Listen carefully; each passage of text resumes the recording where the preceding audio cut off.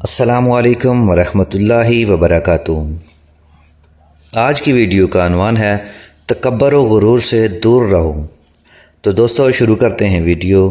علامہ ابن جزوی رحمۃ اللہ علیہ کہتے ہیں، ذکر اذکار کی مجلسوں میں میرے ہاتھ پر 1 لاکھ سے بھی زیادہ افراد نے اپنے گناہوں سے توبہ کی اور 200 سے زائد لوگ دائرہ اسلام میں داخل ہوئے۔ نیز میرے عہد و نصیحت سے کتنی پتھر نما آنکھوں نے آنسوں کے سمندر بائے جن کا کبھی رونا محال تھا۔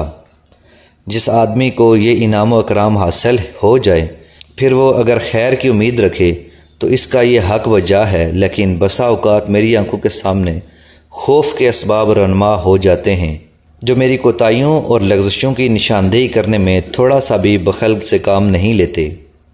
ایک دن کا واقعہ ہے کہ میں بیٹھا ہوا تھا اور میرے ارد گرد بہت سارے افراد اکٹھے تھے۔ ان میں سے ہر آدمی کا دل نرم و گداز ہو گیا تھا، یا کم از کم ان کی آنکھوں سے زور و قطار آنسو بہہ رہے تھے۔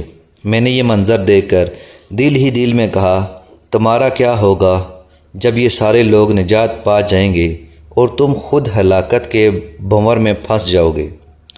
یہ سوچتے ہی میں عالم تصور میں چیخ اٹھا، یا الہی میرے آقا و مولا، اگر کل کو تو نے میری قسمت میں عذاب لکھ دیا ہے تو میرے عذاب کے متعلق ان لوگوں کو جو میری مجلس میں بیٹھے ہیں مت بتلانا، اپنی شان کی حفاظت کے لیے نہ کہ میرے لیے، تاکہ یہ لوگ یہ نہ کہیں راشدہ و ہدایت کی راہ بتلانے والا جہنم رسید ہوا۔ الہی تیرے نبی صلی اللہ علیہ وآلہ وسلم سے کہا گیا کہ آپ عبداللہ بن ابی منافق کو قتل کر دیں تو آپ نے فرمایا، نہیں، لوگ یہ نہ کہیں کہ محمد صلی اللہ علیہ وآلہ وسلم اپنے ساتھیوں کو قتل کرتا ہے۔